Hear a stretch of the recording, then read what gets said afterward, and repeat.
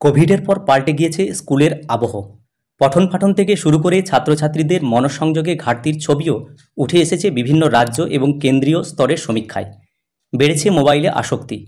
এই ব্যবস্থা মোকাবেলায় শিক্ষা দপ্তর বিশেষ আবাসিক প্রশিক্ষণ শুরু করেছে স্কুলের প্রধান শিক্ষকদের জন্য। SLDP refresher and residential leadership programme নামে কোর্সটি শুরু করতে চলেছে এপ্রিল থেকেই। শিক্ষা দপ্তরের অধীন state council of educational research and training SCERT, যারা সর্বভারতীয় এনসিইআরটির রাজ্য শাখা, তারাই ট্রেনিংয়ের দায়িত্বে। 24শে এপ্রিল থেকে 1 জুন পর্যন্ত এই প্রশিক্ষণ চলবে। মুখোমুখি প্রশিক্ষকদের সঙ্গে এবং স্কুলে রেখে 2 রকম পদ্ধতিই রয়েছে এই প্রশিক্ষণে।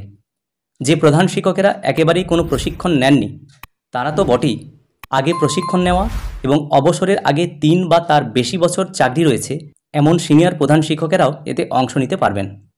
এসসিইআরটি সূত্রে অবশ্য অন্য চিত্র উঠে আসছে। এই প্রশিক্ষণের জন্য আবেদন করবেন প্রধান শিক্ষকেরাই। 29শে মার্চ পর্যন্ত আবেদনের সময় রয়েছে, তবে এখনও 9টি জেলা থেকে কোনো প্রধান শিক্ষকই আবেদন জানাননি। প্রশিক্ষণের সঙ্গে যুক্ত এসসিইআরটির এক আধিকারিক বলছেন, কাউকে তো জোর করা যায় না, তাগিদটা নিজের থেকেই আসতে হবে। তবে যদি ছবিটা এরকম থাকে তাহলে তো অন্য পন্থা নিতেই হবে। যাই হোক, প্রতিবেদনটি এই ছোট্ট ভিডিও আকারে শেয়ার করার চেষ্টা করলাম। ভিডিওটি সকলকে দেখার জন্য ধন্যবাদ। সকলে ভালো থাকুন, সুস্থ থাকুন।